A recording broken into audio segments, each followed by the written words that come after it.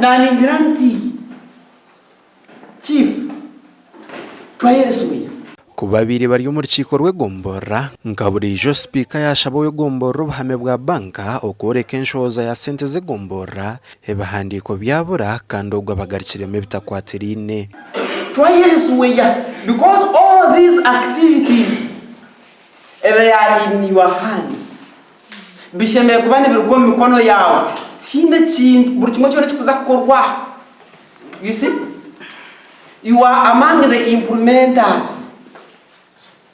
We had a meeting here at Kargosai Monechwek, I think. Yesterday we had a meeting. To join at the same time, Simon Kwikomuka.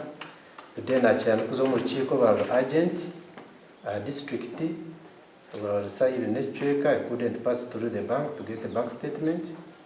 And from the district, even Natari Okuija Kumkana Sabakaursa. I think even Kao called the chairman LCC to confirm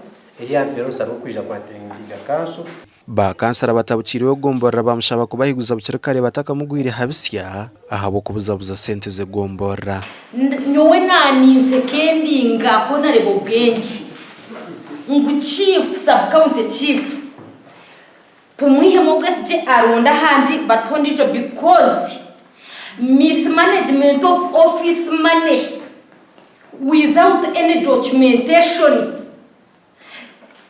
Documents zone zitoramushabiri takazijira. Ebinde to planning n'ibyo mwaka. We sit here once in 3 months. Konga waza kusanga stationary yatwara 300, but the speaker doesn't have a copy of report, financial report.